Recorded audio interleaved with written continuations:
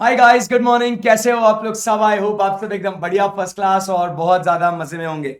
दोस्तों, पिछले सेशन में हम लोग ने इंटरनल कंट्रोल्स के बारे में बहुत सारी बातचीत करी। उसके अंदर हम लोग ने इंटरनल चेक और इंटरनल ऑडिट को भी हमने स्टडी किया, राइट? Yes sir. तो आज हम यहां से आगे बढ़ते हैं और बातचीत करते हैं about what the review of system of internal controls. इसके बारे में हम लोग बातचीत करेंगे। So how to review the system of internal controls. आज ही अपना चैप्टर जो है मालिक फिनिश हो जाएगा। सही है एकदम। सो रिव्यू करना है। अभी देखो, अभी तक अपन ने क्या किया, पूरा का पूरा अच्छे से हमने इंटरनल कंट्रोल्स के बारे में हमने अंडरस्टैंडिंग ली। करेक्ट है एकदम। इंटरनल कंट्रोल्स क्या होते हैं, उसके अंदर क्या बातें आती है, उसके ऑब्जेक्टिव्स क्या है, ये सब बातें हम लोग ने अच्छे से पढ़ ली। बराबर है एकदम। यस। अब जो है हम लोग बात करने वाले हैं कि इस इंटरनल कंट्रोल सिस्टम्स को अपन ने क्या करना है, इसको we have to review it. We have to review the system of internal controls. तो आइए बात समझते हैं। तो first thing we talk about is कि जो ये कंट्रोल एनवायरमेंट है, it sets the tone of an organisation. It influences, आपको याद है ऐसा बोला था, it influences the control consciousness of its people. बराबर है। It influence control consciousness of its people मतलब क्या? Weather to follow a particular control,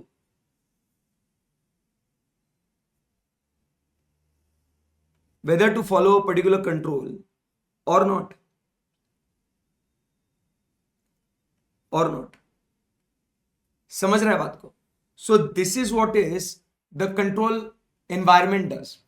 control environment क्या करता है, जैसे अपन ने एग्जांपल्स देखे थे, उसके एलिमेंट्स देखे थे अपन ने कि communication and enforcement of integrity and ethical values, organisation structure, assignment of authority and responsibility, फिर उसके बाद participation by those charge with governance, management's philosophy and operating style, human resource policies and practices, commitment to competence. ये बातें अपन ने देखी थी।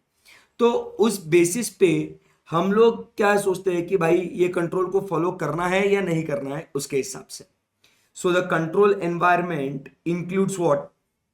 The governance and management functions, attitudes, awareness, actions.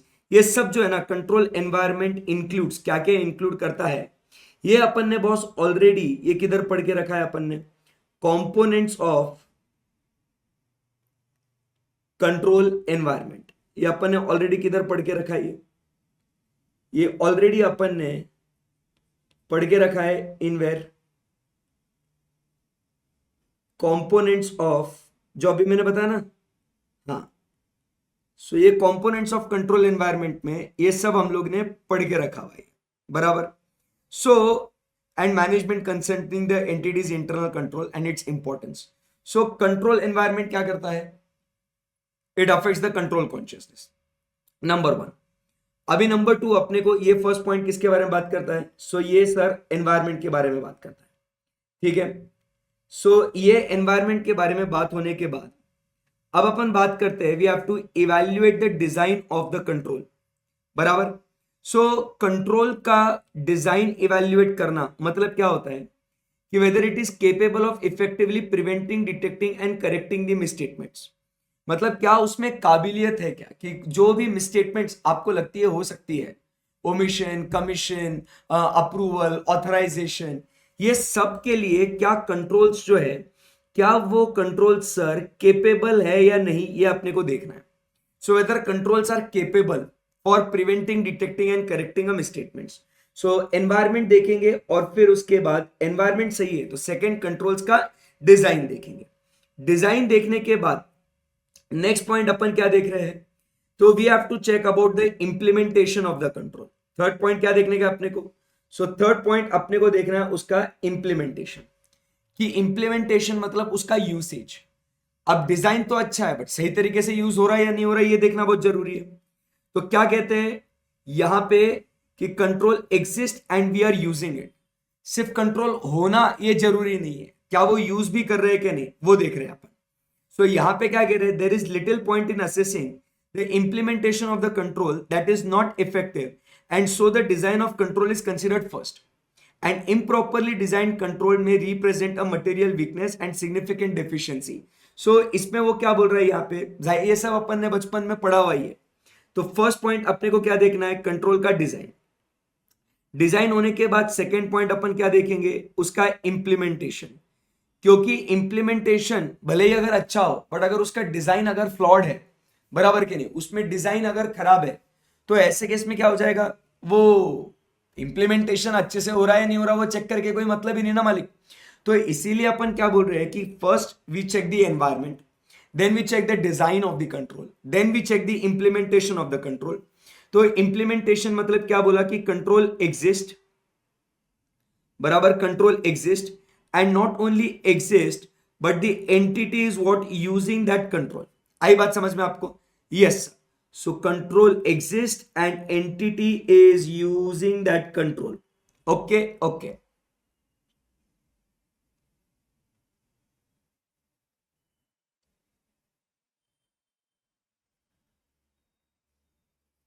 So it is using it.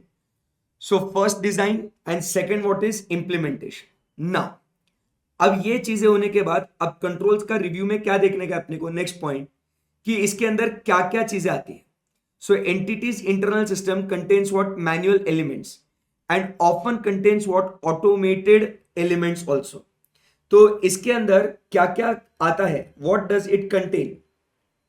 सो क्या क्या आता है इसके अंदर, what does it contain.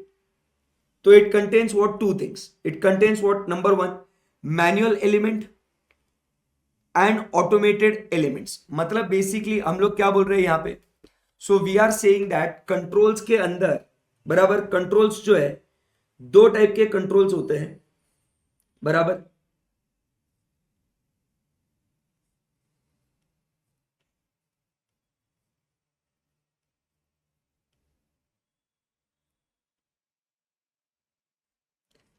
So controls दो टाइप के, एक मैनुअल कंट्रोल्स और दूसरा है ऑटोमेटेड कंट्रोल्स, बराबर के। सो मैनुअल कंट्रोल्स मतलब जो हम लोग फॉर एग्जाम्पल अगर बात करें, सो फिजिकल सिक्योरिटी की अगर अपन बात करें, अलार्म्स की बात करें, बराबर कि नहीं, तो ये सब कौन से हो गए, मैनुअल कंट्रोल्स। इधर अगर अपन बात करें एग्जाम्पल्स की, so when we talk about automated controls, so हम लोग बात कर रहे हैं अबाउट व्हाट, पासवर्ड्स, बराबर कि नहीं, अपन बात कर रहे हैं अबाउट व्हाट, फायरवॉल। तो ये सारे जो कंट्रोल्स है ये कौन से हैं, अपने ऑटोमेटेड कंट्रोल्स, इनबिल्ट कंट्रोल्स है। सो ये टाइप के। सो अभी अपन कौन सा कंट्रोल्स को यूज कर रहे हैं ये अपने को अभी रिव्यू करने का है। So the use of manual or automated controls, बराबर, also affects the manner in which the transactions are used, affects the transaction which initiated, recorded and processed and reported, बराबर। जैसे अगर अपन बात कर रहे हैं यहाँ पे, अगर एग्जाम्पल अपन ERP सिस्टम्स है, बराबर है, तो उसके अंदर के कंट्रोल्स अलग होंगे। अगर अपन मैनुअल अकाउंटिंग कर रहे हैं तो अलग तरीके से ट्रांजैक्शन इनिशिएट, रिकॉर्ड, प्रोसेस होगा। सो ये बात हो रही है कि आप कैसे यूज कर रहे हो। So the entities mix of manual and automated controls varies in nature with the complexity and use of the mix is complexity and the use of information technology. तो भाई जब भी हम लोग ये कंट्रोल्स को रिव्यू कर रहे हैं तो स्टेप बाय स्टेप आपको समझा कि क्या रिव्यू करना है अपने को। तो सबसे पहले अपन को रिव्यू करना है ऊपर से, अपने को क्या करना है, नीचे नीचे नीचे नीचे आते जाना है अपने को। So first we talk about is control environment. Control environment के बाद अपन ने देखना क्या, उसका डिजाइन, डिजाइन के बाद उसका इंप्लीमेंटेशन, इंप्लीमेंटेशन देखने के बाद कि उसके अंदर कौन से क्या क्या कंट्रोल्स आते हैं, मैनुअल कौन से और ऑटोमेटेड कौन से। मैनुअल सही या ऑटोमेटेड सही ये डिपेंड करता है कि आप जो एंटिटी का मिक्स है उसके ऊपर। सही है एकदम, यस। तो ये बातें आपको ध्यान में रखनी है to review the system of what, internal controls. अभी वो क्या बोल रहे हैं यहाँ पे, manual controls may be more suitable, बराबर, where judgement and discretion are required. So यहां पे आपको एमसीक्यू के लिए क्वेश्चन आ सकता है, when manual controls are suitable. Manual controls कब सुटेबल है, ठीक है।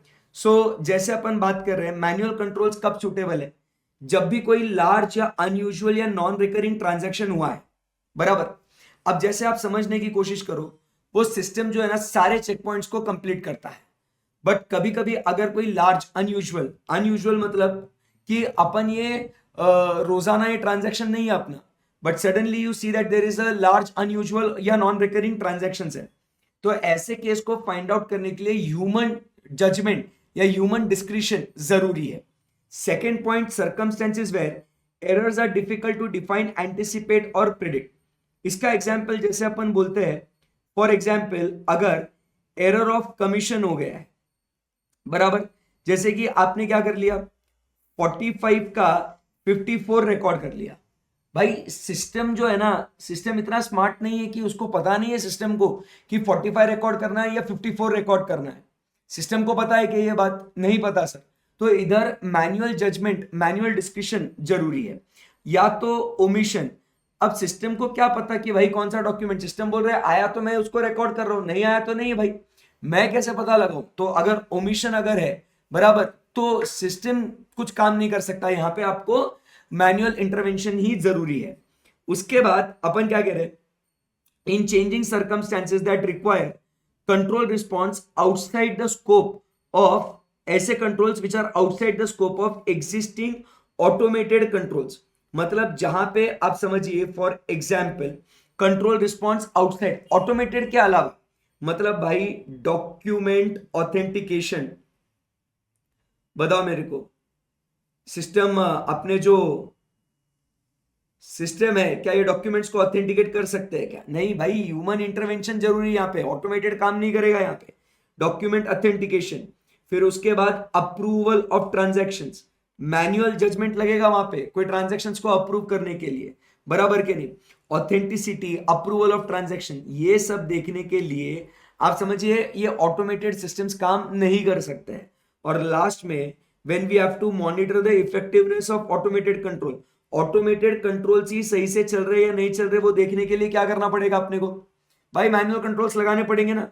मतलब अपने को एग्जाम्पल रिव्यू करना है सिस्टम का परफॉर्मेंस, बराबर, रिव्यू या मतलब रिव्यू की परफॉर्मेंस इंडिकेटर्स, केपीआई की परफॉर्मेंस इंडिकेटर्स, ठीक है, तो ये अपने को देखना पड़ेगा ना यहाँ पे, बराबर। तो इन सब बातों के लिए आप समझिए कौन से कंट्रोल्स एसेंशियल है, manual elements of controls are what essential, जो एग्जांपल्स में मैंने आपको बताया। तो इन सारी बातों को ध्यान में रखते हुए हम ये कंक्लूड करते हैं कि व्हाई मैनुअल कंट्रोल्स आर और when manual controls are suitable. The extent and nature of the risk to internal control vary depending upon the nature and characteristics. The entity responds to the risk arising from the use of IT or from the use of manual system by establishing effective controls in the light of the entities information systems. समझा बात को, एकदम clear है। सो ये मतलब क्या बोलते हैं यहाँ पे, whether to use manual controls और ऑटोमेटेड कंट्रोल्स, बराबर, ये जो है ये क्या है, it is a judgmental term, it is judgmental, it is judgmental based on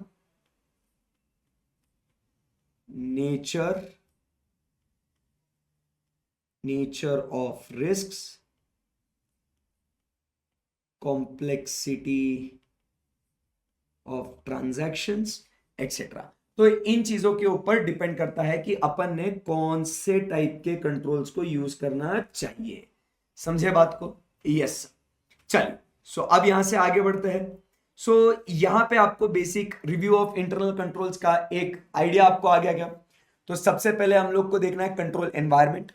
control environment के अंदर अपन आएंगे, देखेंगे कि भाई कौन से अपन यहाँ पे डिजाइन कैसे करा हुआ है कंट्रोल्स का, डिजाइन के बाद उसका इंप्लीमेंटेशन, इंप्लीमेंट हो रहा है, ठीक है, कौन से कंट्रोल्स मैनुअल, ऑटोमेटेड, उसका यूज किसके ऊपर डिपेंड करता है, और फिर हमने देखा कि मैनुअल कब सुटेबल है और ऑटोमेटेड कब सुटेबल है ना।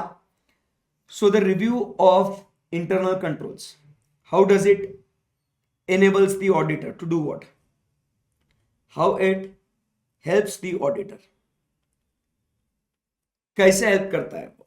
सो number one, to formulate his opinion as to reliance he may place on the system of internal controls, बराबर, whether it enables to produce true and fair set of financial statements, कि क्या हम लोग उन internal controls के ऊपर भरोसा रख सकते हैं या नहीं. Internal controls, reliance on controls, ठीक है. And number 2 we talk about is to locate the areas of weakness. क्या बोलते हैं अपन?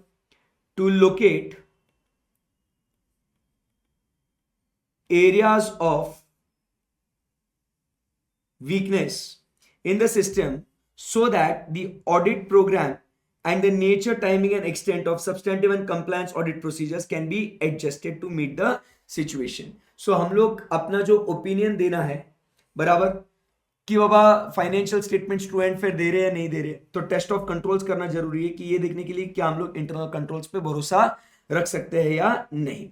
करेक्ट है एकदम? Yes. So this is how the review of internal control helps the auditor. ठीक है एकदम? यस. अब उसके बाद लास्ट क्या कहता है? Now what point should we do the review? Point of time, individual judgment. अभी ये एकदम सिंपल बातें. व्हेन टू रिव्यू, बराबर के नहीं? So when to review the internal controls, when to review. आप लोग कब करते हो इंटरनल कंट्रोल्स रिव्यू?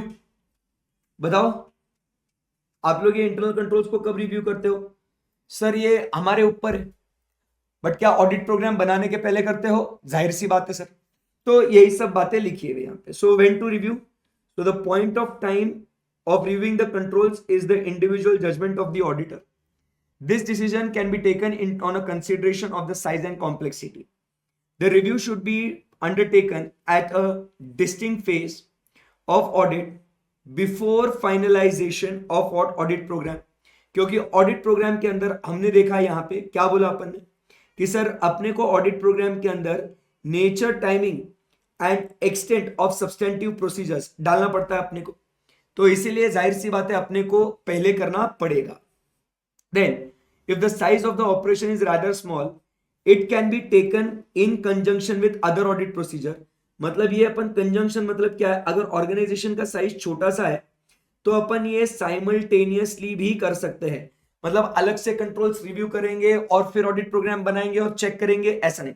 देखो यूजुअली स्टेप क्या होता है? पहले रिव्यू ऑफ कंट्रोल्स होता है. पहले क्या होता है? रिव्यू ऑफ कंट्रोल्स होता है. उसके हिसाब से हम लोग क्या करते हैं?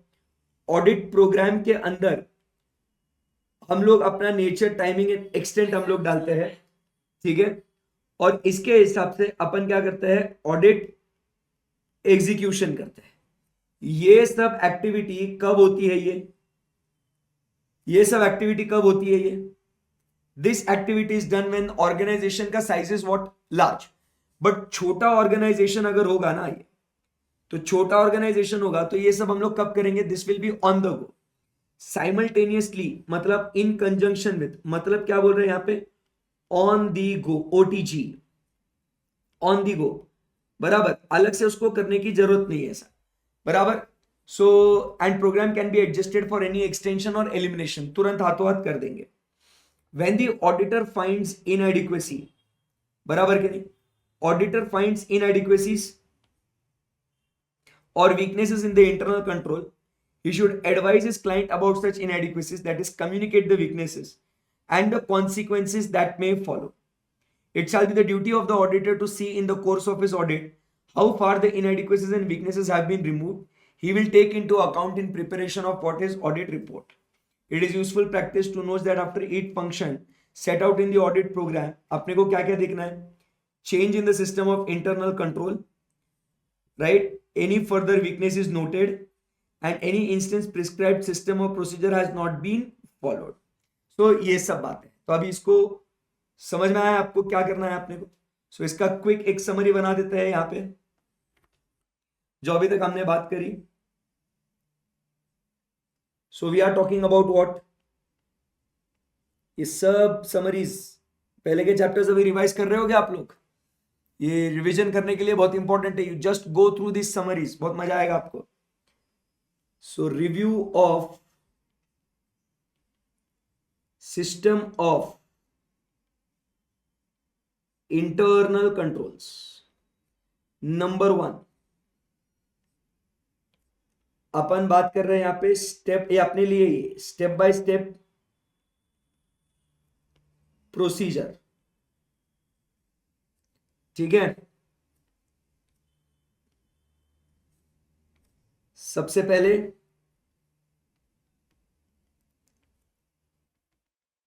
कंट्रोल एनवायरनमेंट, चलो आगे। Number two,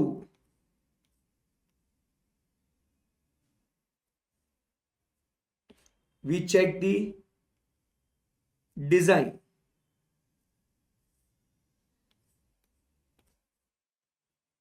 number three,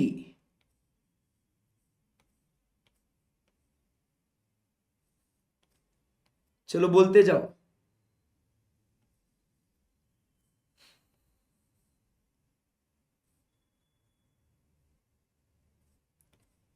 we check what?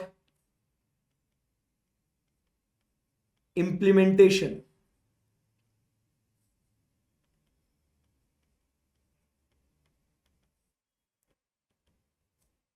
we check what? Implementation, बराबर। इंप्लीमेंटेशन होने के बाद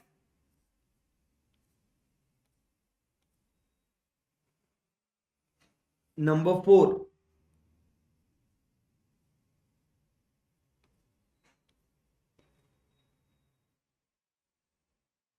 what does these controls contain?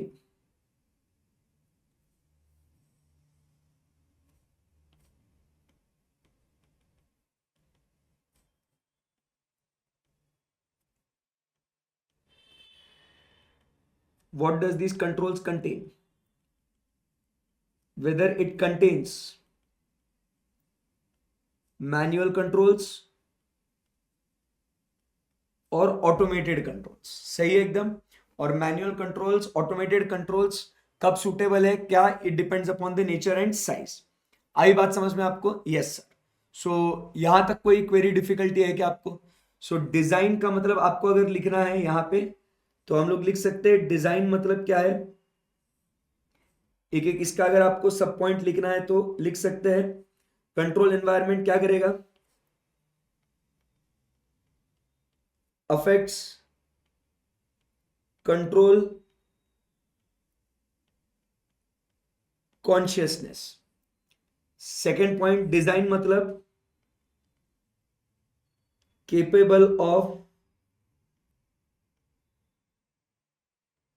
Preventing, detecting and correcting misstatements। implementation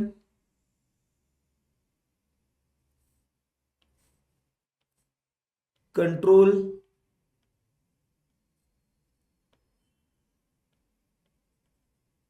controls exist and entity is using it। okay, manual controls मस्त बना के नहीं एकदम chart. Depends upon nature, size and complexity of organisation. इसके हिसाब से how the transactions are initiated, recorded, processed, reported, ये affect होता है। So this is what is how we review the internal controls. Clear एकदम? So first point, step by step procedure to review। Now after doing this review, it enables auditor for what? two things। Auditor का क्या क्या फायदा होता है इसके अंदर? Number one, to place reliance on internal control and whether financial statements present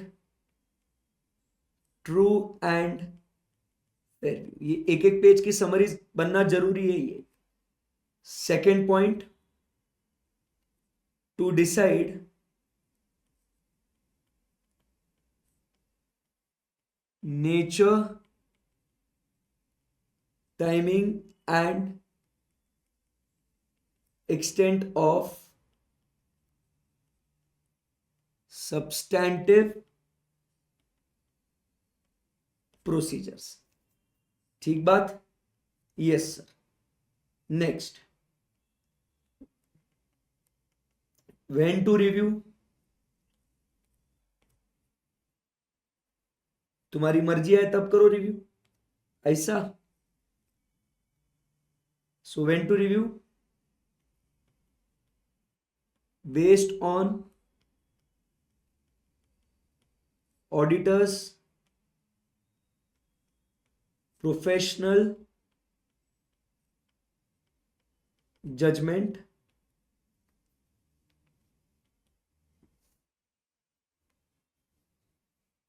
before finalization of audit program. But ये फिर आपको पता है कि अगर ऑर्गेनाइजेशन का साइज एकदम छोटा है तो it should be done what, on the go.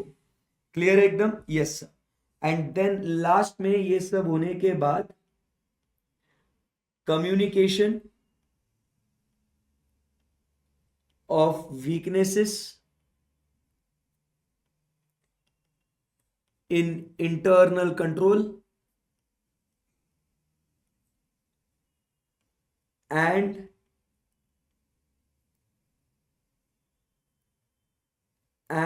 its consequences। समझे बात को? और इसको अपन को देखना है कि बाबा इन्होंने कैसे क्या स्टेप्स लिए। तो ये जो आपका एक पेज का जितना पूरा कॉन्सेप्ट था ना, ये तो ये ऐसा सिंपल चार्ट बन जाता है, एकदम बेस्ट, इजी। क्लियर एकदम बात? मजा आ गया? तो अभी क्या करेंगे, इसको review of system of internal control का समरी चार्ट बना लेंगे फटाफट। फिर उसके बाद हम लोग बात करने वाले हैं अबाउट स्टैंडर्ड ऑपरेटिंग प्रोसीजर्स, और फिर इंटरनल कंट्रोल्स को रिव्यू करने के लिए कौन से तौर तरीके हैं जिससे हम लोग इंफॉर्मेशन को असिमिलेट, दैट इज कलेक्ट कर सकते हैं। चलो इसको फटाक से लिख लीजिएगा अभी, राइट फास्ट।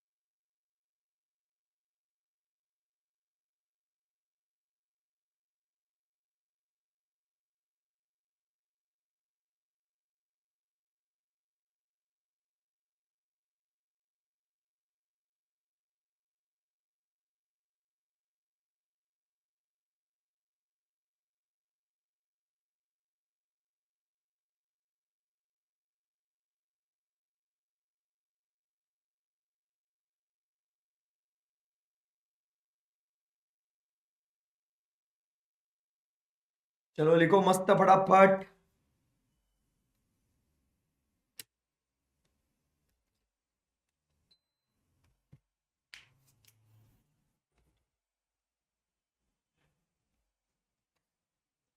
ओ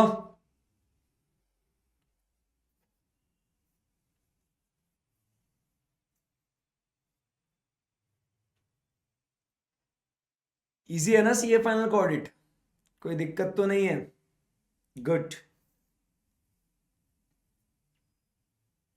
बेसिक बेसिक है पूरा मस्त ऐसा, और स्टैंडर्ड्स के ऊपर बहुत ज़्यादा जोर दिया है। तो आप अगर जब अभी आगे आगे भी हम लोग सिलेबस देखेंगे, अगले चैप्टर्स देखेंगे, तो more focus is on the standards. और फिर स्पेशल ऑडिट, ग्रुप ऑडिट्स उसमें जब आएंगे तो वो और मज़ा आएगा उसको पढ़ने के लिए, काफ़ी इंटरेस्टिंग है।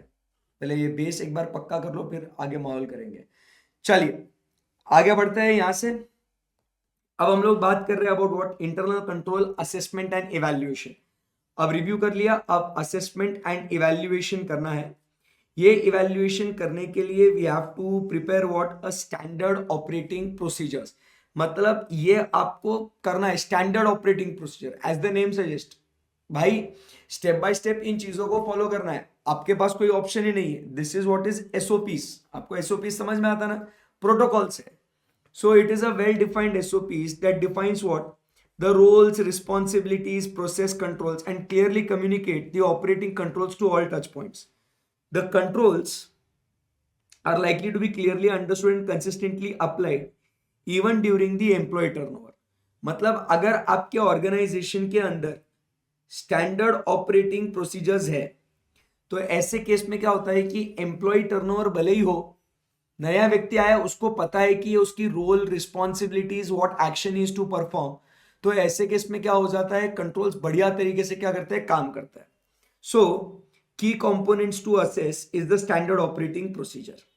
Number one, there should be what, enterprise risk assessment. ठीक है, क्या है enterprise risk assessment? Segregation of job responsibilities, job rotation in sensitive areas, delegation of financial powers document and IT based controls. अभी क्या क्या है ये? रिस्क मैनेजमेंट का मतलब क्या होता है, एकदम सिंपल बात करते हैं। रिस्क मैनेज करना मतलब क्या होता है? What is risk management? Identify the risk, place controls and mitigate the risk. आई बात समझ में आपको? सो यहां पे अपन क्या बोल रहे हैं कि first what we have to do is we have to identify the risk, put controls and then mitigate the risk. इस चीज को अपन क्या बोलते हैं, रिस्क मैनेजमेंट। आई बात समझ में? So an organisation has to have what, a robust process to identify and mitigate the risk. ठीक है, रिस्क मैनेजमेंट मतलब क्या करना है अपने को, to identify and mitigate the risk. ठीक है, and its periodical review to assist in early identification of gaps and taking effective control measures. So समय समय पे उसको रिव्यू करते जाने का, सो दैट कहीं पे भी कुछ गड़बड़ हो तो अपने को तुरंत वो डिस्कवर करते आ जाएगा। Okay, so in such organizations surprises of failure in controls is likely to be few। कि भाई कंट्रोल फेल हो गया, इसके लिए कंट्रोल नहीं है, कंट्रोल कैसा एकदम फॉल्टी हो गया, तो ऐसा कुछ स्ट्रेस नहीं रहता है। आइडेंटिफाई करो रिस्क को और मिटिगेट करो, इसके लिए अपन क्या समय समय पे कंट्रोल्स लगाते हैं, पीरियोडिक रिव्यूज करते हैं कि कहीं पे भी कुछ कंट्रोल्स के शॉर्टेजेस, फ्लॉज, वीकनेसेस अगर दिखते हैं, so we plug in those loopholes and put in what the new controls in place. तो भाई कंट्रोल्स का फेल होने का चांस एकदम क्या हो जाता है, कम हो जाता है। Point number one. Point number two, segregation of job responsibilities. When we say segregation of job responsibilities, आप सबको पता है इसका मतलब क्या है? सेग्रीगेशन ऑफ जॉब रिस्पॉन्सिबिलिटीज मतलब क्या होता है? सेग्रीगेशन ऑफ जॉब रिस्पॉन्सिबिलिटीज, सो यहां पे अपन कहते हैं it is basically segregation of duties. क्या बोलते हैं अपन इसको? Segregation of what duties. तो अपन को ड्यूटीज को क्या करना है, स्प्लिट करना है, बराबर। That is to say no one person can handle the entire transaction from what start to end. शुरुआत से लेके एंड तक कोई भी व्यक्ति पूरा का पूरा काम हैंडल नहीं कर सकता है। A key element of control is that multiple activities in transaction decision should not be concentrated to one individual. वो क्या बोलता है, it should not be concentrated to one individual. Segregation of duties is an important element of control such that no two commercial activities should be conducted by the same person.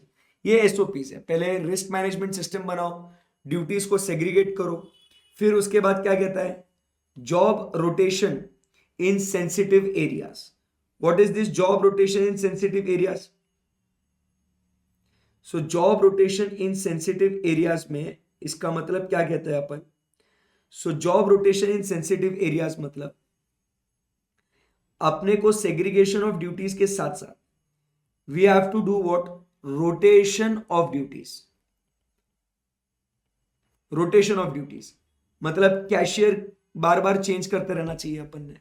Sensitive areas जो है ना, बराबर की नहीं, rotation of duties. Example cash का है, बराबर, example inventory का है, एग्जाम्पल इन्वेस्टमेंट्स का है। तो सेंसिटिव एरियाज को आपने उसके ऊपर जो काम कर रहा है ना, तो अपन ने क्या करना चाहिए, उसके जो जॉब्स को, उसके ड्यूटीज को अपन ने रोटेट करते रहना चाहिए। कोई भी व्यक्ति जो है ना बहुत समय तक के लिए वो पूरा काम वहां पे नहीं करेगा। वो मतलब ज्यादा समय तक अगर वो बैठ गया ना तो वो पक्की बात है उसके अंदर क्या करेगा, कुछ मिस अप्रोप्रिएशन करेगा। सो क्या कहते हैं, तो एनी जॉब कैरिड आउट, क्या बोल रहा है यहाँ पे, any job carried out by the same person over a long period is likely to lead to what, complacency और पॉसिबल मिसयूज, बराबर कि नहीं। Over long is lead to what, complacency और possible misuse in sensitive areas. Therefore, it is important that key commercial functions, that is job rotation, is regularly followed to avoid degeneration of controls. क्योंकि वो एक मतलब बहुत समय तक अगर वो वहां पे टिका रहा गया, मामला खलास। क्लियर एकदम, यस। आगे बढ़ते हैं। Now delegation of financial powers document, मतलब अपन यहाँ पे क्या कह रहे हैं यहाँ पे कि delegation of financial power documents मतलब क्या है यहाँ पे कि we have to write financial powers है कि मेरे को जगह लिखने के लिए इधर ऐसे लिखो, इधर से ये इसके लिए लिख रहा हूं, financial and administrative, financial and administrative powers should be distributed, बराबर के मतलब जिसके पास फाइनेंस का पावर है, बराबर, उसके पास उसको एग्जीक्यूशन पावर नहीं होना चाहिए। एडमिनिस्ट्रेटिव मतलब क्या बोल रहा हूं, उसको ही एग्जीक्यूट करने का, मतलब मारेंगे भी हम और बचाएंगे भी हम, ऐसा नहीं चलेगा, right. As the organization grows there needs to be delegation of what, delegate financial and other powers to their employees. A clearly defined document on delegation of powers allows control to be clearly operated without being dependent upon individual. So अगर आप financial rules protocols कुछ set कर रहे हो, दूसरे व्यक्ति को उसे एग्जीक्यूट करने का पावर दीजिए। आई बात समझ में, यस। एंड लास्ट में अपन बात कर रहे हैं about what, IT based controls. IT based controls मतलब क्या, अपन बात कर रहे हैं अबाउट व्हाट, ऑटोमेटेड कंट्रोल्स की बात कर रहे हैं। सो यहाँ पे क्या कहता है, दे आर एम्बेडेड, एम्बेड मतलब क्या, इंक्लूडेड, बराबर, एम्बेड कंट्रोल्स मतलब included through the system instead of being human dependent. The failure rate of IT embedded control is what, failure rate is what likely to be low. इसीलिए हम लोग हमेशा encourage करते हैं कि ऑटोमेशन होना बहुत जरूरी है, क्योंकि IT बेस्ड कंट्रोल्स में क्या होता है, IT बेस्ड कंट्रोल्स में देयर इज व्हाट वी से, IT बेस्ड कंट्रोल्स में देयर इज व्हाट वी से इज कंसिस्टेंसी। मरते दम तक वो कंट्रोल्स जो है ना वैसे के वैसे क्या करेंगे, परफॉर्म करेंगे। So there is consistency in those controls, so it is easier to monitor, there is a better audit trail, one to one correlation काफी अच्छा है। For example at the stage of customer invoicing, application of correct rates in invoices, जैसे आप लोग discounts वगैरह shopping करने जाते हैं, उसको क्या बारकोड स्कैन करना है, खत्म हो गया। सो ये सारे जो कंट्रोल्स है ना, आप समझिए ये होने बहुत जरूरी है। Embed in, so failure rate is very low. So ये सब बातें अगर होगी तो हम लोग क्या कर सकते हैं, अच्छे कंट्रोल्स हो सकते हैं।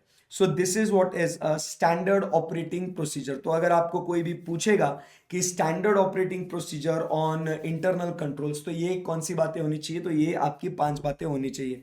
नंबर 1 हम लोग क्या कहते हैं, रिस्क मैनेजमेंट सिस्टम होना चाहिए, segregation of duties, rotation of duties, फिर उसके बाद एडमिनिस्ट्रेटिव और फाइनेंशियल पावर्स को डिस्ट्रीब्यूट करना चाहिए आपने, एंड लास्ट में आईटी बेस्ड कंट्रोल्स होने चाहिए। एक बार इसको पढ़ लीजिएगा ये एसओपीज को, फिर उसके बाद अपन आगे बढ़ते हैं। आराम से इसको पढ़ना, अच्छे से पढ़ना है, इस इंटेंशन से पढ़ना है कि अंदर अपन क्या कंटेंट लिखेंगे उसके हिसाब से अपन को स्टडी करना है। चलो रीड करो इसको।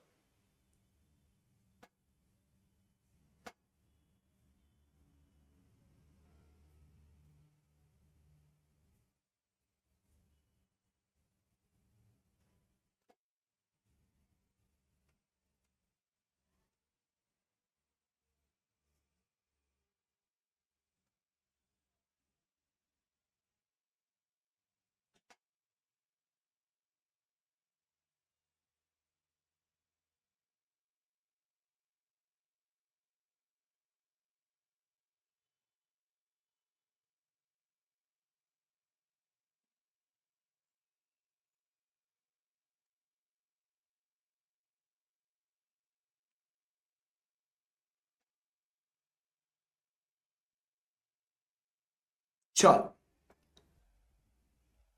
सो let's go ahead from here now. अब techniques of evaluation of internal control. भाई ये अपना एकदम बेसिक है, आपको बोला था कि होमवर्क के लिए इसको रीड करके आना। अभी कितना करा है कितना नहीं करा है ध्यान से सुनना। सो एक अपन बात कर रहे हैं अबाउट व्हाट क्वेश्चनर। सो इसी को अपन क्या बोलते हैं, ये जो क्वेश्चनर है इसको बोलते हैं अपन क्या, इंटरनल कंट्रोल क्वेश्चनर। सो क्या होता है ये इंटरनल कंट्रोल क्वेश्चनर जो है ना, एकदम पहले आराम से इसको समझने का।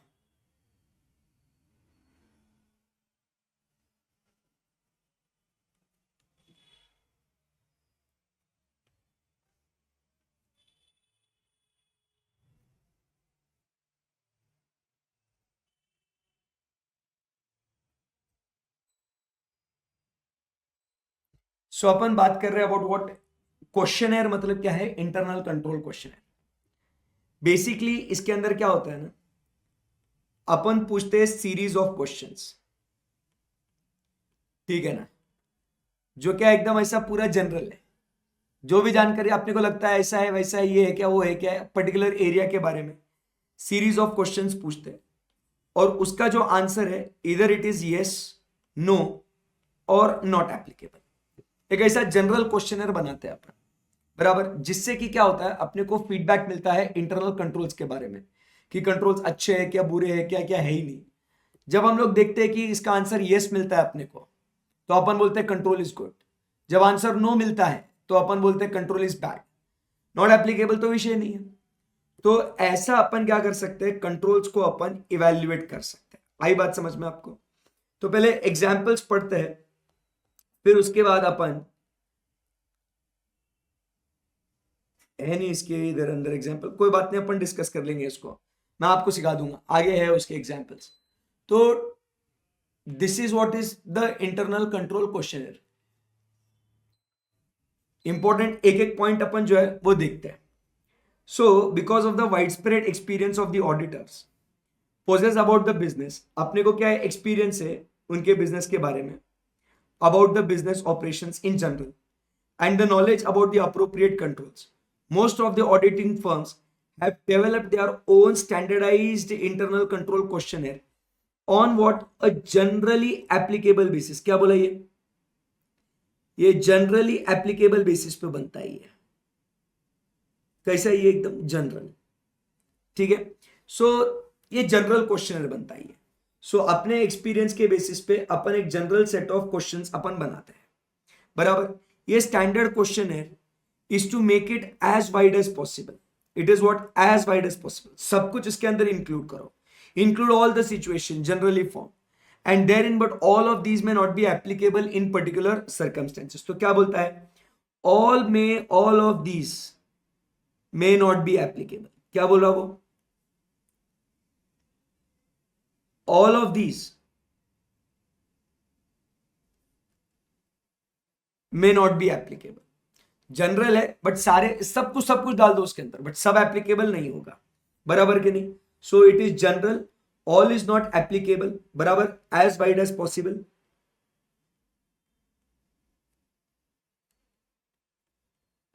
ठीक है.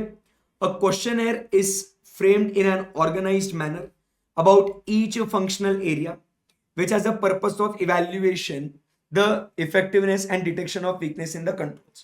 A questionnaire consists of what separate sections devoted to the areas like purchase, sale, trade payable, wages, etc. The questionnaire is to be filled by the company executive, barabar, that is to say it is filled by the client staff, barabar, who are in charge of the various areas. However, this poses some practical difficulties. The questionnaire travels from one executive to another and therefore it takes what? A pretty long time to be filled. Also, questions may not be readily intelligible to busy executives and there is possibility of the questions being misplaced while traveling from one table to another. Having regard to these difficulties, it is almost an accepted practice that the auditor or his representative arranges meeting with the executives concerned and get the answers filled by each executive. Sometimes, auditor may be required to fill the answers. In such a case, he should ensure that the concerned executive has initiated the answers as token of his agreement with. Questions are so framed generally dispense the requirement detailed answer to each question. For this purpose, often one general question is broken down into the number of questions to provide just yes, no or not applicable form of reply. Questions are also framed in manner that generally no answer will reflect a weakness in the control system. This requires giving a positive power to the question, keeping in view that the proper control should be. मतलब जैसे for example अगर अपन बात करें ना, इस अगर cash की बात करें तो इस कैश डिपॉजिटेड डेली, तो अगर इसका आंसर यस आता है तो it indicates what, a positive control.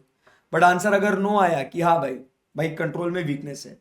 However, this should not be taken as an unbreakable rule. Questions may framed also when a yes would be indicate weakness. मतलब basically depends upon how you frame the question. The only thing that should be borne in mind, the scheme of questions should be consistent. Sequential and logical, and if possible corroborative, that is confirm करे एक दूसरे को.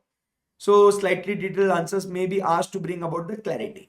So ये point जो है इसको highlight कीजिएगा, ये इंपॉर्टेंट पॉइंट्स है अपने लिए to write a short note on internal control questionnaire. ये सब इंटर में पढ़ा हुआ है अपन ने, करो हाईलाइट करो.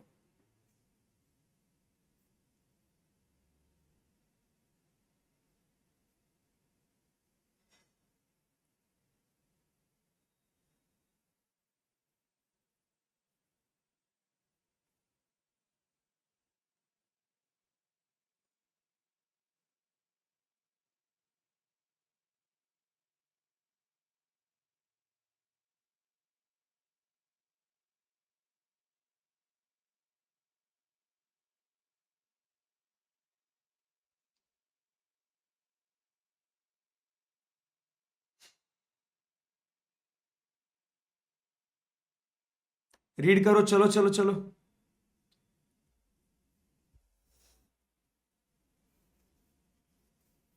हो गया. So this is what is the general questionnaire, बराबर है. सो इसके मेरिट्स डीमेरिट्स ये जो है ना, इसको जो हाईलाइटेड पॉइंट्स है उसको लिख के रखो, एग्जाम में उसको मस्त अपने ओन वर्ड्स में उसको इलैबोरेट कर देना है. इसको जनरल पॉइंट है question. In the use of standardized internal control questionnaire, certain basic assumptions about the elements of good control are taken. That is, what are the assumptions? ये आपको exam में डायरेक्ट क्वेश्चन आ सकता है ये, बराबर. सो क्या बोल रहे हैं यहाँ पे, assumptions क्या है? Certain procedures in general used by most business concerns are essential in achieving reliable internal control. Certain procedures are followed. This is a time tested assumption. Deposit into bank of the entire receipts of day और daily balancing of cash book, periodic, ये क्या है, certain, मतलब ये basic controls होते हैं, certain procedures are used by most business concern. मतलब अपन यहाँ पे क्या बोल रहे हैं, यहाँ पे common,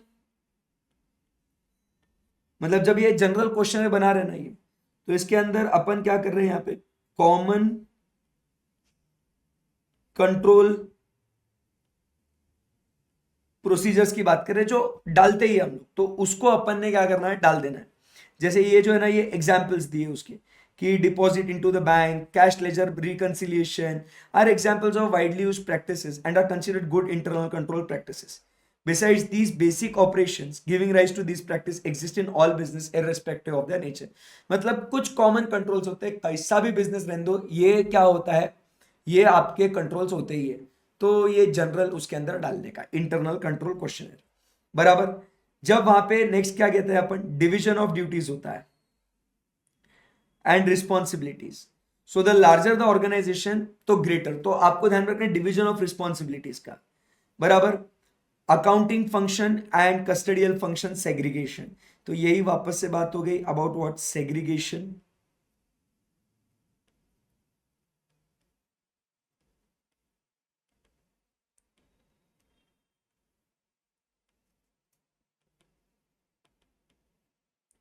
duties, no single person is thrust with responsibility of completing the transaction all by himself, तो ये दोनों उसके लिए पॉइंट है। There should always be evidence to identify the person who has done the work. That is, you have to make sure there is assignment of responsibility. तो who is doing what work, ये पता होना चाहिए। The work performed by each one is expected to come under the review of another। मतलब ये हमने क्या बोला था, there should be a system of what, internal check, पढ़ा था ना अपन ने। एंड लास्ट में proper documentation and recording of transactions. तो ये बेसिकली स्टैंडर्डाइज क्वेश्चनर में ये बातें होना बहुत जरूरी है। तो ये अपन ने क्या क्या बोला, उसके अंदर कॉमन कंट्रोल्स आने चाहिए, सेग्रीगेशन ऑफ ड्यूटीज होना चाहिए जिसमें कि no one person, rotation of duties, assignment of responsibility, ये वही पॉइंट्स है यार, ठीक है, okay. The question is serves the purpose of record for auditor concern. A question naturally arises as to whether necessary to issue questionnaire for every year of the auditor's engagement, बराबर। सो ये क्या बोल रहा है यहाँ पे, फर्स्ट ईयर ऑफ एंगेजमेंट में necessary है, सब्सिक्वेंट ईयर्स में instead of issuing request the client confirm whether any change is there or not in the nature and scope of the business and internal controls relating to that. If there has been a change, then take note of it and enter appropriate comments, barabar। However, it would be a good practice in case of continuing engagement to issue a questionnaire irrespective of any change। सही है, पढ़ लो भाई।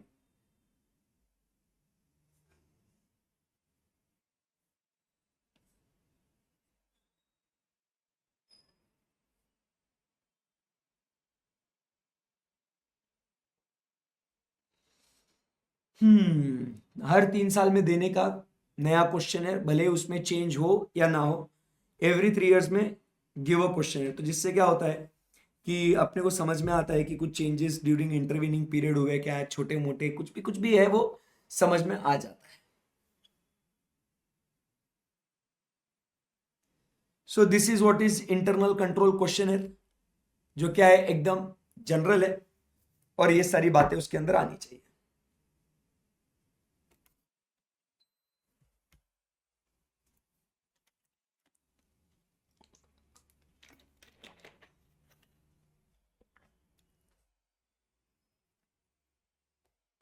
सही है एकदम।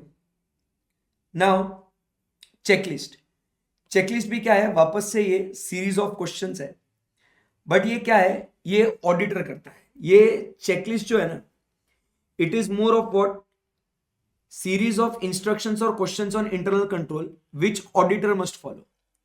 अब आपको internal control question अगर पता होगा तो उसमें अपन ने क्या देखा कि it is filled by the client staff, और ये जनरल है। इधर क्या है, ये इंस्ट्रक्शंस दिए गए जो ऑडिटर ने फॉलो करना है इसको, बराबर। It is particular instructions carry out the auditor initial the space opposite, इसमें भी येस नो नॉट एप्लीकेबल आता है, बराबर। A checklist is more in the nature of reminder to the auditor about the matters to be checked.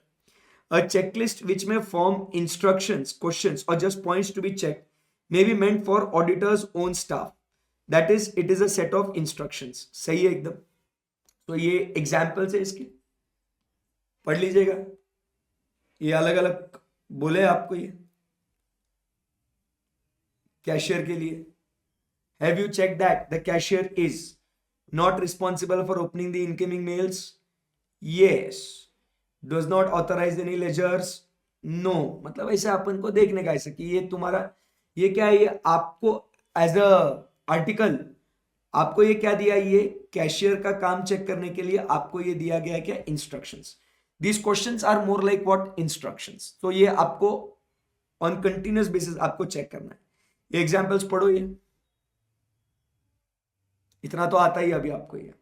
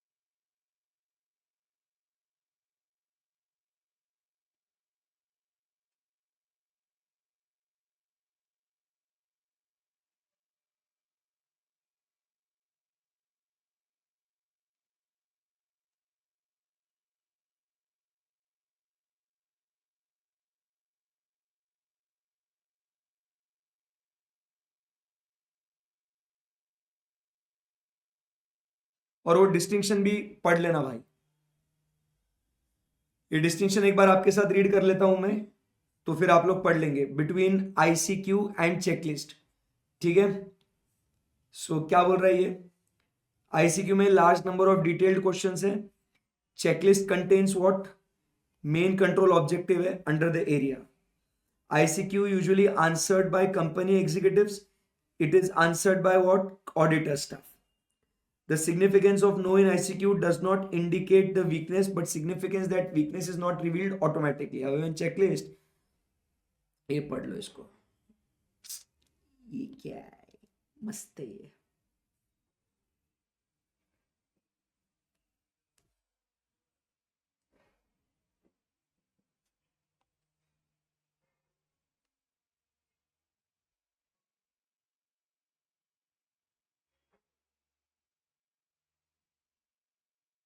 Read.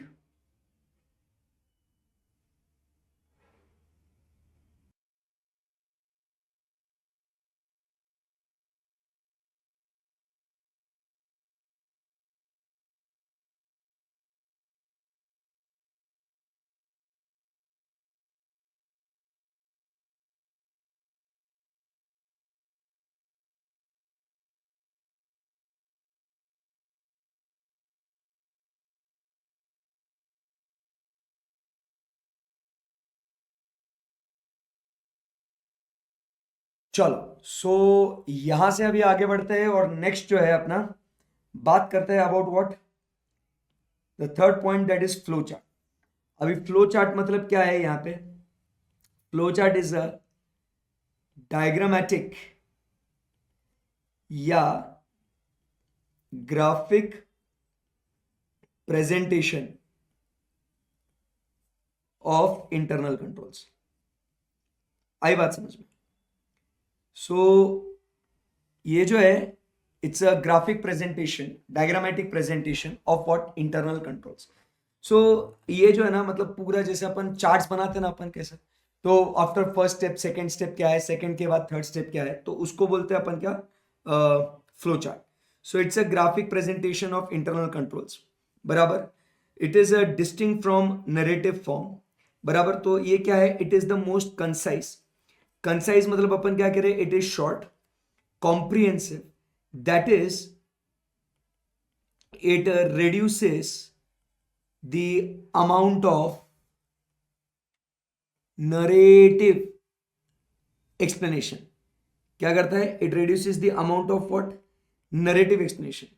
So it is distinct, मतलब distinct from, it is distinct from narrative form, मतलब different है. बराबर. in flow chart, narratives though cannot perhaps be totally banished, is reduced to what, minimum. It can be successfully bring whole control structure in a very condensed manner. It gives a bird's eye view. Bird's eye view मतलब जहां पे locate करना है वही. It should, however, not be understood that the details are not reflected in the flowchart. Every detail relevant to the control point of view and the details about how the operation is performed is included in the flowchart. Essentially, flowchart is a diagram full with lines and symbols. If judiciously used them, if judicious मतलब क्या, properly, if it is used, right, it is probable the most effective way of presenting the state of internal controls. बराबर है. सो ये वाले points एक बार ये पढ़ लो, highlight कर लो इसको. चलो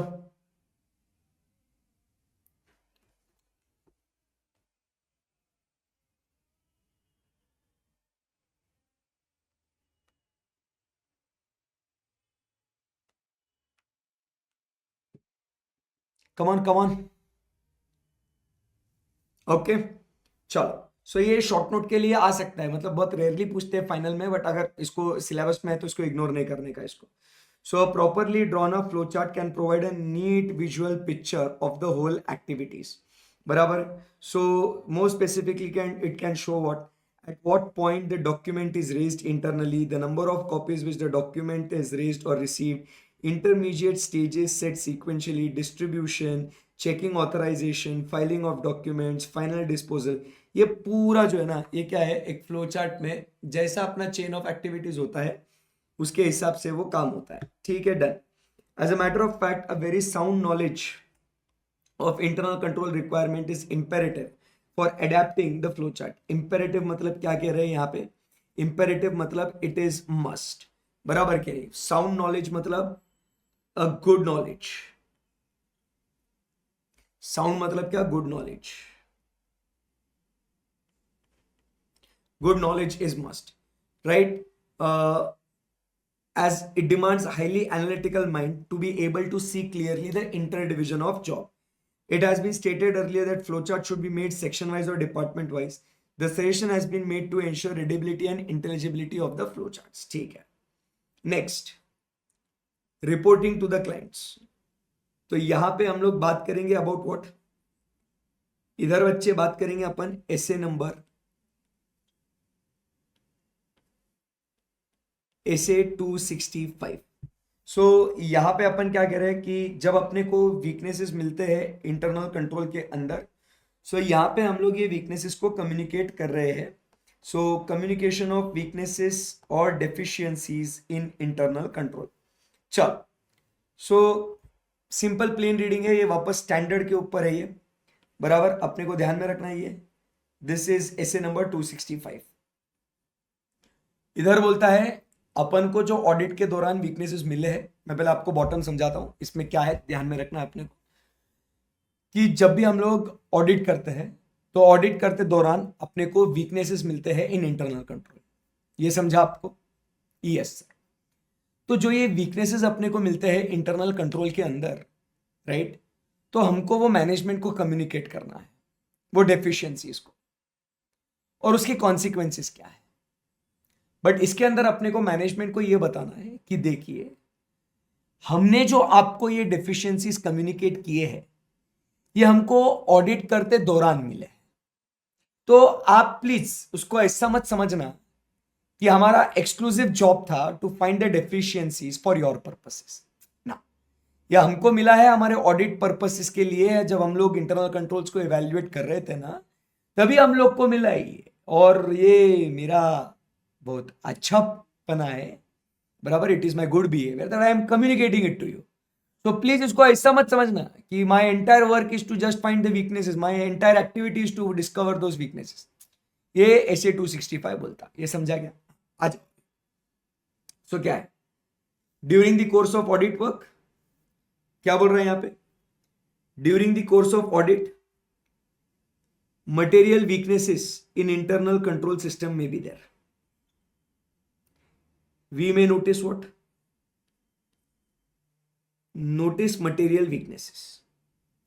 Material weaknesses are defined as absence of adequate controls in the flow of transaction that increases the possibility of errors and frauds in the financial statements.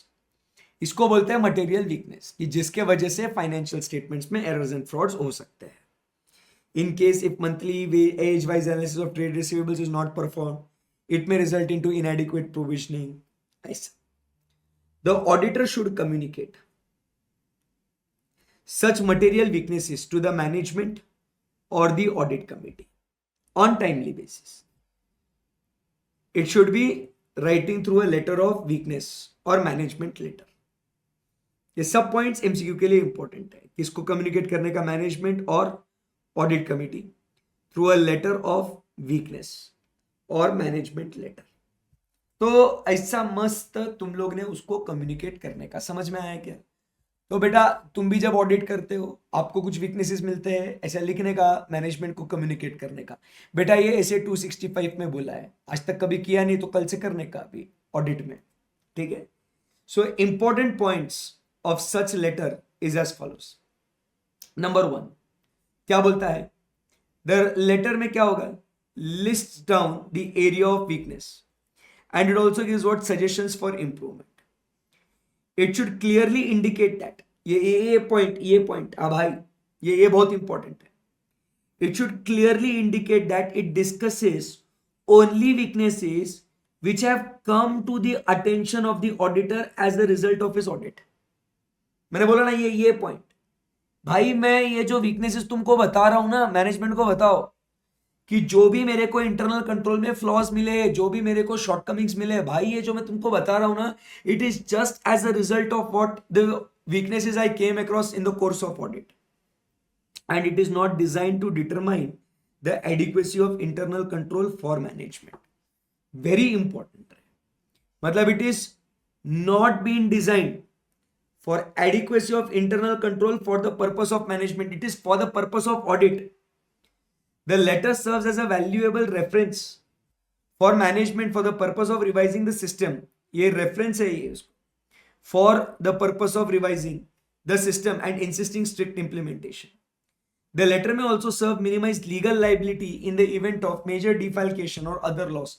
Future में अगर कोई जैसे सत्यम का स्कैम हो गया या PNB का स्कैम हो गया और कहीं ऐसा लगता है, तो भाई अपने लिए ये लीगल फ्रंट के लिए बहुत इंपॉर्टेंट है। सो ये क्या बोलता है, ये लेटर्स के थ्रू कम्युनिकेट करो, बट इसके अंदर आपने बताओ कि ये लेटर हम लोग बस जो आपको बता रहे हैं ना भाई, ये जो है ना सिर्फ हमको जो मिले ऑडिट के दौरान उसके लिए बता रहा है, ठीक है, ये सही है। तो इसमें ये रेफरेंस के लिए और ये लीगल लाइबिलिटी भी अपनी इसमें रिड्यूस हो जाती है। SA 265 भी यही बोलता है। SA 265 communicating deficiencies in internal control to TCWG and management deals with the auditor's responsibility, same repeat है ये, to communicate the appropriately those charged with governance the deficiencies in internal control that auditor has identified. This SA does not impose additional responsibilities on the auditor to obtain understanding। अगर उसने 315 और 330 करा है, no additional responsibilities। The objective of the auditor is to appropriately communicate, same है, the management communicate what? Communicate appropriately those deficiencies which has been identified during the course of audit, that in the auditor's professional judgment are of sufficient importance to merit the respective attentions. The auditor shall determine whether on the basis of audit work performed, the auditor has identified one or more deficiencies If the auditor has identified, the auditor shall determine the basis of audit work performed, whether they constitute significant deficiency. Significant deficiency मतलब ये अपन ने ऊपर बात करी थी, पहले सोचने का अपन ने कि क्या ये मटेरियल वीकनेस है क्या, क्योंकि अपने को कौन से डेफिशिएंसीज को कम्युनिकेट करना क्या है, only the ones which are material. Then the auditor shall communicate in writing the significant deficiencies identified on timely basis. The auditor shall communicate at appropriate level in writing the significant deficiencies, other deficiencies identified, communicate कर देने का. The auditor shall include in written communication the description of deficiencies, मतलब describe कि क्या flaw था, बराबर. Inventory verification is not done on reasonable basis, बराबर, तो वो एक प्रॉब्लम है. Cash is not deposited daily into the bank accounts, वो क्या है उसको डिस्क्राइब करिए उसको. एंड फिर उसमें बताइए sufficient information to enable TCWG to understand the context of communication. ठीक है, तो this communication, the purpose of audit simple है, is to purpose of audit, ये क्या है, to express an opinion on financial statements. ये ओपिनियन देने के लिए we have to design what audit procedures, बराबर कि नहीं. So the audit included consideration of internal control in order to design audit procedures, but not for the purpose of expressing an opinion on the effectiveness of internal control. The matters being reported are limited to those deficiencies that has been identified. तो हमने जो audit करते दौरान जो deficiencies identify करी थी बस वो आपको बता रहे हैं. पढ़ो इसको.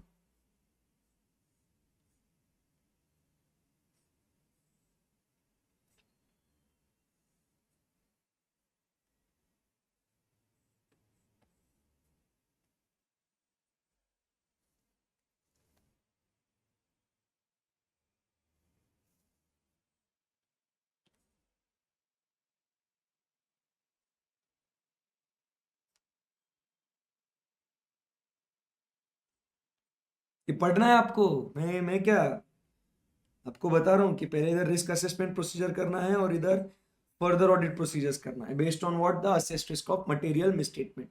ये अपने को बोलता है एसए 330. 315 में पहले हम लोग करते हैं रिस्क असेसमेंट प्रोसीजर. अभी बहुत आगे आ गए अपन, ये सब पता होना चाहिए. 330 में response to assessed risk, that is further audit procedures. Clear एकदम? Yes. In designing further audit procedures to be performed, the auditor shall for further audit procedures.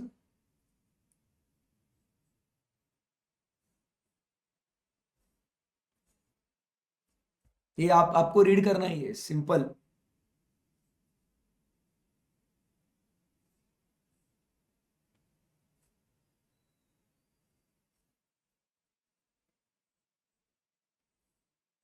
Way points repeat हो रहे हैं.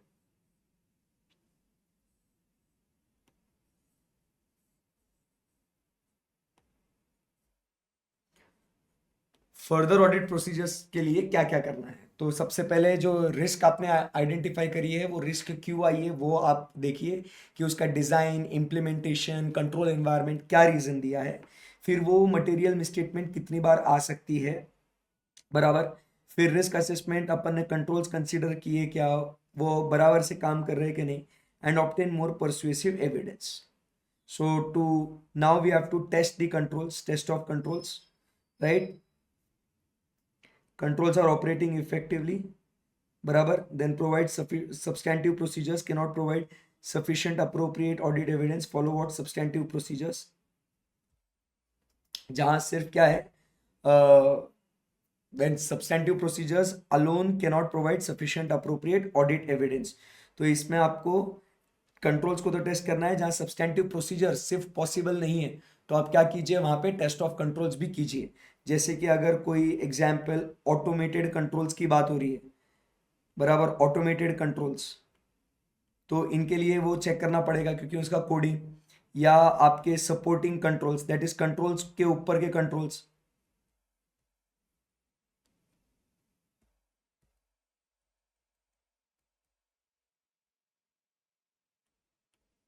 supporting controls. Done. Read this.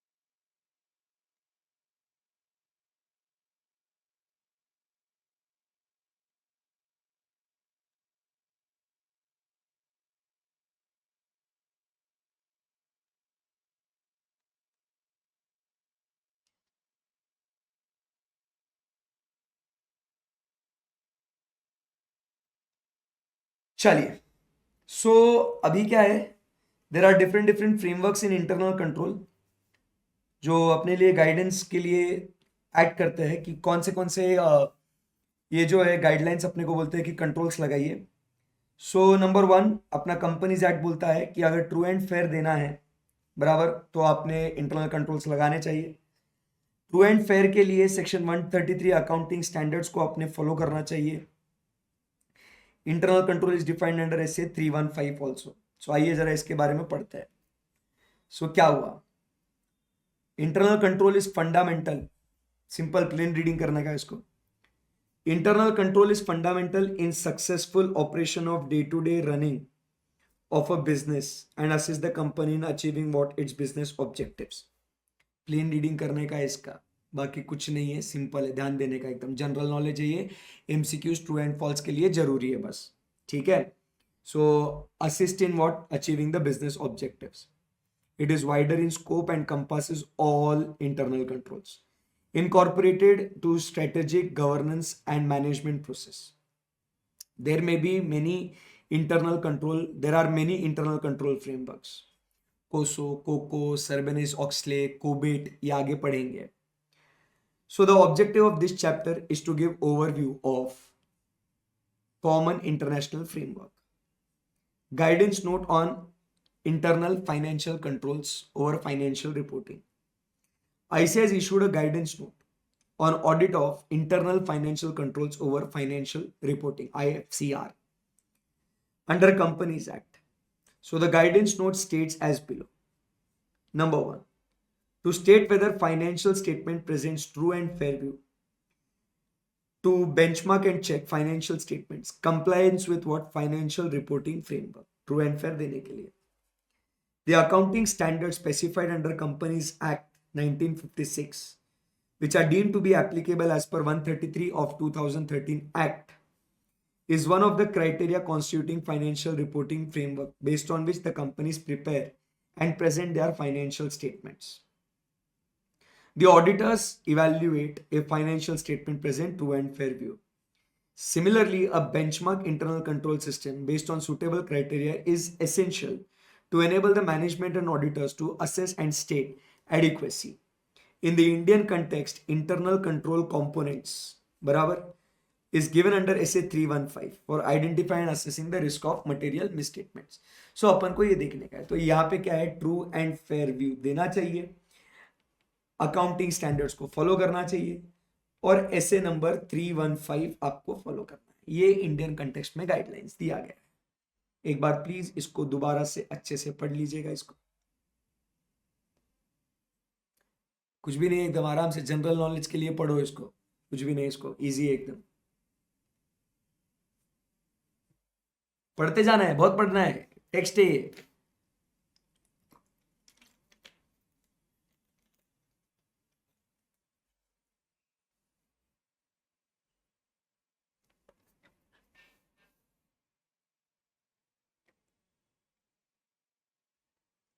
चल, so now what are the international frameworks? कौन से हैं? So number one we have is COSO framework, ठीक है। Number two we have is COCO framework, COSO, COCO. Then we have is a COBIT framework. Then we have is internal control known as Turnbull report, and last में we have is SOX 404, section 404, Sarbanes-Oxley Act। तो ये जो है ये अलग अलग frameworks है, ध्यान से सुनना। ये ओवरव्यू है इंटरनेशनल कंट्रोल फ्रेमवर्क के। सो क्या कहते हैं? What is COSO? Committee, C मतलब क्या? Committee of sponsoring organizations of the Treadway commission. So ये इन्होंने दिया है, committee of sponsoring organizations of the Treadway commission. It was introduced in the year 1992 as a guidance on better control so companies can achieve their objectives, कि क्या क्या लगाना चाहिए अपने कंट्रोल्स के अंदर। तो ये कोसो फ्रेमवर्क है। Framework as the name suggest, guideline दिया गया है आपको कि क्या क्या इसके अंदर होना चाहिए, ठीक है। So COSO categorises entity level objectives into operations objective, क्या क्या एंटिटी लेवल काम करना, रोज का day to day operations. Then financial reporting and compliance, any of laws regulations, कोई भी इंटरनल रूल्स रेगुलेशंस। सो कोसो में एंटिटी लेवल तीन तरीके के काम है, एक है operations, financial reporting and compliance. It includes more than 17 basic principles representing the fundamental concepts associated with the 5 components। 5 components जो अपन ने ऑलरेडी पढ़े हैं। what are the components of internal control? if you remember that pyramid which we draw, बराबर है कि नहीं? तो यही जो है इधर दिया हुआ है।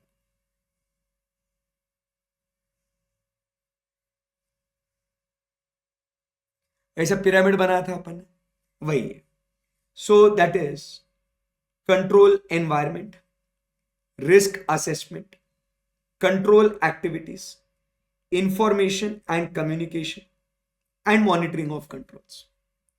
So the framework clarifies the requirement for effective control by articulation of 17 principles. Here are the titles of 17 control principles by internal control component as prescribed। मतलब अभी ये जो आप बुलेट पॉइंट देख रहे हो ये 17 प्रिंसिपल्स, 1 2 3 4 5 6 7 8 9 10 11 12 13 14 15 16 17। तो ये एक एक कंपोनेंट जो है उसके अंदर क्या क्या आता है। तो फ्रेमवर्क बोलता है कि एनवायरनमेंट से लेके आपने ये एग्जिबिट करना चाहिए, रिस्क असेसमेंट में ये करो, control activities, information communication monitoring के लिए ये काम आपने करना है। तो जब ये काम आप करते हो तो अपन क्या बोलेंगे कि भाई अच्छा कंट्रोल लगाया आपने, क्लियर एकदम। सो क्या है कंट्रोल एनवायरनमेंट में? क्या है भाई अपना देखो, integrity and ethical values, oversight की responsibility, structure, authority and responsibility, commitment to competence, accountability. Risk assessment में सुटेबल ऑब्जेक्टिव्स अचीव हो रहे क्या आपके, identify and analyse the risk, fraud risk, significant change in the risk factors. तो ये आपने क्या करना है, ये एक एक चीज को आप कैसे रोक सकते हो उसके लिए काम करना है। Control activities, you develop suitable control activities, general controls over technology and develop policies and procedures, information, use relevant information, communicate them internally as well as what externally, ongoing and separate evaluation करो and communicate what deficiencies. ये जो है अपन को क्या करना है, ये 17 principles है जो लगाए गए हैं किसके अंदर, in the COSO framework. The COSO framework is design to use, ये एक बार फिर से पढ़ो आप, ये देखो क्या ये सब हमने सारी बातें अच्छे से पढ़ी हुई है क्या?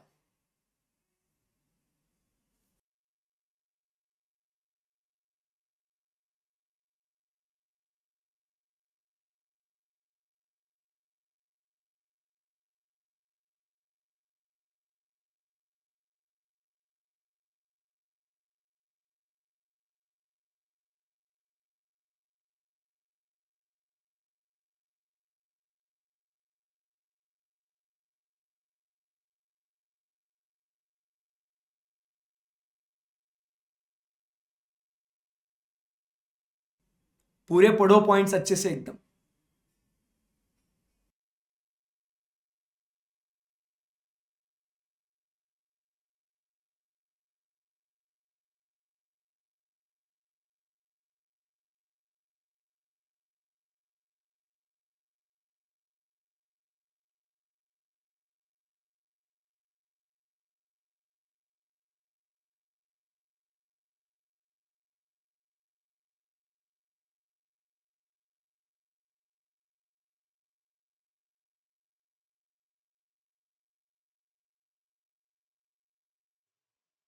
Okay, let's go ahead from here now. So the COSO framework is designed to be used by organizations to assess the effectiveness of what? The system of internal control. The framework lists three categories. अपन ने ऊपर देखा था तीन categories कौन से है? Operations, reporting and compliance. बराबर है? सो ऑपरेशन मतलब कंट्रोल्स बराबर से चलने चाहिए। They should be effective and efficiency in the operations, including the operational and financial performance goal and safeguarding of assets against loss. मतलब जो भी अपन कंट्रोल लगा रहे हैं वो एकदम बढ़िया तरीके से काम करने चाहिए। Reporting objectives related to internal and external financial and non financial reporting. बराबर है कि जो भी हम लोग फैक्ट्स एंड फिगर्स कम्युनिकेट करते हैं with in the organisation to external government organisations, तो वो बराबर से रिपोर्टिंग होना चाहिए।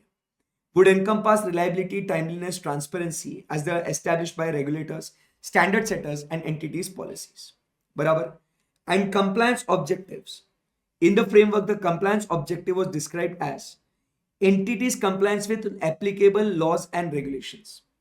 ये हम लोग डेफिनेशन ऑफ इंटरनल कंट्रोल में भी पढ़ा था, कंप्लायंस विद एप्लीकेबल। तो ये जो हम लोग जो ये फ्रेमवर्क देखते हैं, इससे मतलब ये क्या है? ये कंपोनेंट्स तो है, इस कंपोनेंट्स में ये 17 प्रिंसिपल्स है ये। बराबर? जो एम करते हैं ये तीन ऑब्जेक्टिव्स को अचीव करने के लिए।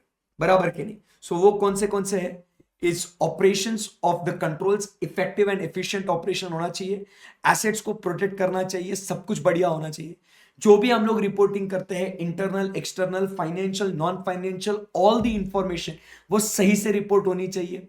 एंड जो भी लॉज रेगुलेशन जो एंटिटी को एप्लीकेबल है, कंट्रोल शुड इंश्योर दैट कि वो सब कंप्लाई हो करके। क्लियर एकदम बात? या limitation, the framework acknowledges that there are limitations in the internal control. ये हमने भी देखा था कि वो आपको 100% अश्योरेंस तो नहीं देगा। That is, no system of internal control is will do what it is designed to do. Some flaws इसके अंदर होंगे, so human error, uncertainties, etc. So ये हमने पढ़ लिया। So that's it. Pretty much this is the COSO framework. आई बात समझ में? So COSO framework यही बोलता है कमिटी ऑफ स्पॉन्सरिंग ऑर्गेनाइजेशंस। तो ये आपको ये प्रिंसिपल्स बताता है, ये established in the year 1992 COSO framework। अभी चलते हैं on what the COCO framework। COCO क्या बोलता है? It is guidance on control published by Canadian Institute of Chartered Accountants. ठीक है? So COCO framework, so guidance on assessing control by Canadian Institute of Chartered Accountants. ठीक है? सो ये क्या कहता है? इसके अलग पॉलिसीज है। आपको कोसो का समझ में आ गया? कोसो अपना बेसिक जो आज तक अपन पढ़ते थे 1992 में आया, कंपोनेंट्स ऑफ इंटरनल कंट्रोल दिए है, उसके अंदर 17 प्रिंसिपल्स दिए हैं, 3 ऑब्जेक्टिव्स है, ऑपरेशनल, रिपोर्टिंग एंड कंप्लायंस के लिमिटेशन है वो एक्नॉलेज करता है। अब कैनेडियन इंस्टीट्यूट ने क्या दिया है, ध्यान से सुनना, जो कहता है criteria of control. CoCo, CoCo मतलब क्या है? This is given what? Criteria of control.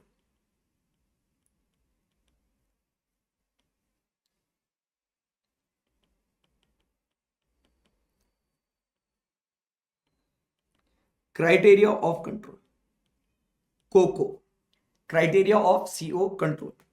So COCO was introduced with the objective of improving the organizational performance and decision making. गोल क्या है इनका? परफॉर्मेंस सुधारना है, डिसीजन मेकिंग सुधारनी है, बराबर के लिए, with better controls, risk management and corporate governance. So यहां पे क्या कहता है? The COCO framework was developed by Canadian Institute of Chartered Accountants, decision making वगैरह इसके लिए. So the framework includes 20 criteria for effective control in 4 areas, बराबर के लिए. तो उधर कितने थे? 17 प्रिंसिपल्स थे 5 कंपोनेंट्स में. यहां पे अपन क्या बोल रहे हैं? यहां पे 20 क्राइटेरियाज है इन व्हाट 4 एरियाज. तो वो 4 एरियाज क्या है? बराबर, this 4 areas are: number 1 purpose, commitment, capability, monitoring and learning. Purpose मतलब आपको डायरेक्शन देना है कि किस डायरेक्शन में अपने को अपने ऑर्गेनाइजेशन को लेके जाना है, अपना परफॉर्मेंस किधर होना चाहिए. फिर अपन ने कमिटेड होना चाहिए, बराबर, for our identity and values, who we are, what we stand for, इसके लिए अपन ने कमिटेड होना चाहिए. केपेबल होना चाहिए, stick to the competence. And last में अपने को क्या करना चाहिए? इसको मॉनिटरिंग और क्या करना चाहिए? इवैल्यूएट करना चाहिए समय समय पे. So the framework emphasises that control involves the entire organisation but begins with individual level with the employee. So 4 criteria क्या है यहाँ पे? PCCM, बराबर, purpose, you have your purpose, you be committed for it, competence होना चाहिए और उसके लिए मॉनिटरिंग होना चाहिए. सो ऐसा स्टेप बाय स्टेप जाता हो, उसमें कोई दिक्कत नहीं है. Purpose, commitment, capability, monitoring.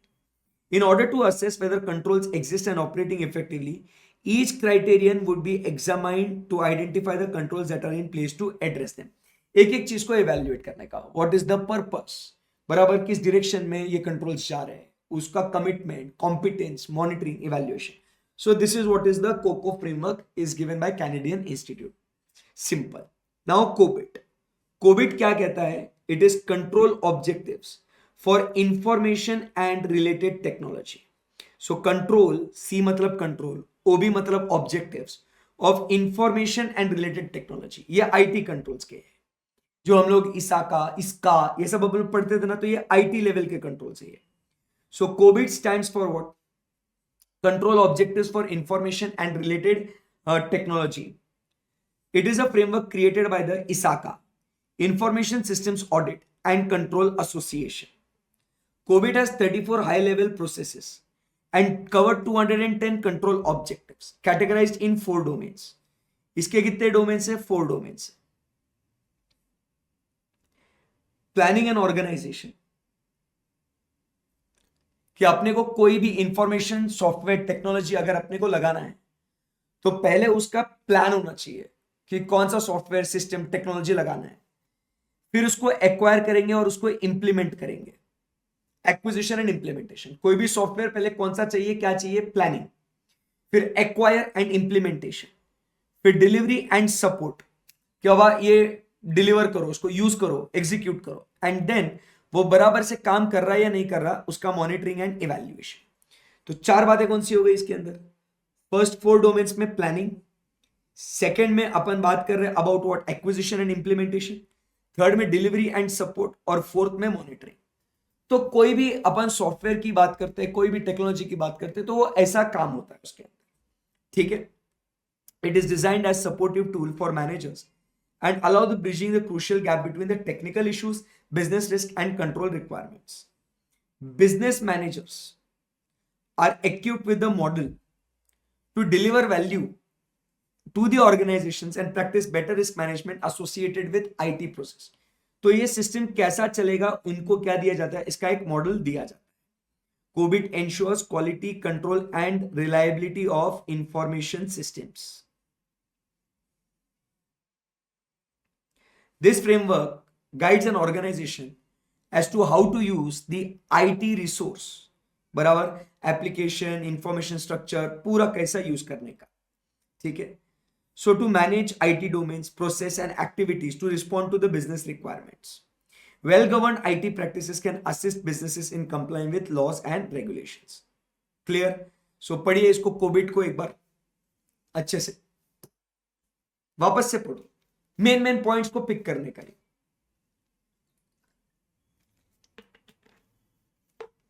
और आपके पास ऑप्शन नहीं है इसको याद करने के अलावा, तो इसको याद करने का है।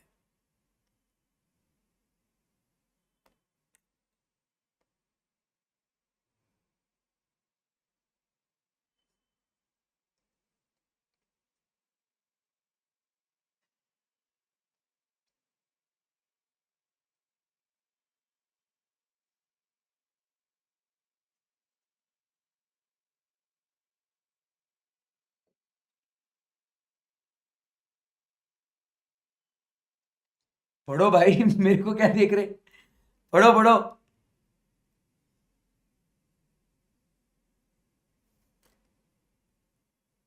सो कोसो, कोको, कोबिट। कोबिट ध्यान में रखना इंफॉर्मेशन टेक्नोलॉजी के लिए है। Now we go ahead and talk about is the internal control guidance for directors and on combined code published by ICAEW, Institute of Chartered Accountants of England and Wales. Guidance for directors on combined code. तो जो combined code है ये किसके लिए, ये combined code for Committee on Corporate Governance. The code was published by the Institute of Chartered Accountants of England and Wales. Agreed with London Stock Exchange to provide guidance to assist listed companies to implement requirements of the code relating to internal control. ये आईसीएडब्ल्यू सब अपन international guidelines पढ़ रहे हैं, क्या हो रहा है किधर क्या क्या। सो इधर क्या बोल रहा है, ये डायरेक्टर्स के लिए है, बराबर के नहीं, कॉर्पोरेट गवर्नेंस के लिए। तो उनको बोर्ड ने क्या करना चाहिए, they should maintain a sound system of internal control, बराबर। They should at least annually conduct what the review of effective of the group system of internal control and report to the shareholders कि बाबा internal controls कैसे काम कर रहे हैं कि नहीं। सो साउंड सिस्टम होना चाहिए, इन्होंने उस कंट्रोल को एनुअली उसको रिव्यू करना चाहिए। And companies which do not have internal audit function should from time to time review the need for one. तो यहाँ पे उन्होंने इंटरनल ऑडिट कराना चाहिए, और अगर नहीं है तो हमेशा उन्होंने ध्यान रखना चाहिए कि अपने को जरूरत कभी भी पड़ सकती है तो करा लो करके। The guidance require directors to exercise judgement in reviewing how the company has implemented the requirements of the code through internal control and reporting to the shareholders thereon. They should have a risk-based approach, a sound internal control system, and reviewing its what effectiveness. This should be incorporated by the company within the normal management and governance process. Last, SOX, Sarbanes-Oxley Act is of what United States of America. तो एक अपन ने किसका देखा, आपने कोसो, cocoa, Canadian institute का देखा अपन ने, लंदन स्टॉक एक्सचेंज का देखा अपन ने, अभी यूएसए का देख रहे हैं। ये जब ये स्कैम्स हो रहे थे ना यूएस में, तो स्कैम्स को रोकने के लिए फिर इनके रेगुलेटर ने ये लाया था सर्बनेस-ऑक्सली एक्ट। तो this was section 404 of Sarbanes Oxley act of United States mandates all publicly traded companies must establish internal controls for financial reporting and must document, test, and maintain those controls to ensure their effectiveness. The purpose of SOX is to reduce the possibilities of corporate frauds. बराबर कि नहीं, जब ये बहुत सारे scams हो रहे थे ना, पॉन्जाई स्कीम और ये ऐसे, तो वो उस टाइम पे फिर ये लेके आए थे वहां पे यूएस में, ठीक है। By increasing the stringency of मतलब strictness of these procedures, the SOX has revamped federal regulations pertaining to publicly traded companies, corporate governance, and reporting obligations. It was followed up with the constitution of Public Company Accounting Oversight Board (PCAOB). It regulates the audits of public companies and SECs, बराबर, Securities Exchange Commission, registered brokers and dealers. The SEC rules are management perform a formal assessment of its controls, include in its annual report, and external auditors to provide two opinions. एक तो opinion on the internal financial controls and traditional opinion on financial statements. So that's it. तो ये अलग अलग 5 broad outlines है जो बात करता है about what the internal controls. Clear एकदम? Yes. सो काफी बड़ा चैप्टर था ये और काफी इंटरेस्टिंग था ये, मजा ही आ गया इसके अंदर। तो बेसिक है। अगला चैप्टर एकदम बहुत ही इजी है, सिंपल है, वो अपन नेक्स्ट सेशन में आज फिर जल्दी खत्म करते हैं आज का लेक्चर। नेक्स्ट सेशन में हम लोग मिलेंगे और नेक्स्ट सेशन में हम लोग क्या करेंगे, चैप्टर नंबर 5 जो है ना अपना स्टैंडर्ड्स के ऊपर ही बेस्ड है वो।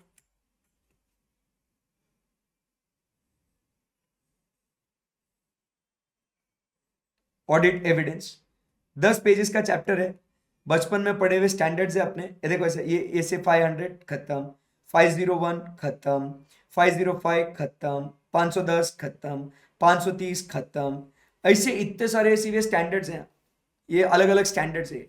तो डिटेल में इधर ऐसा वो चार्ट में दिया गया है, मस्त है एकदम सिंपल। 10 पेजेस में अलग अलग अपने को 500 के सीरीज के स्टैंडर्ड्स अपने को पढ़ने हैं। So in the next session we will be doing all those. Sounds good? Yes.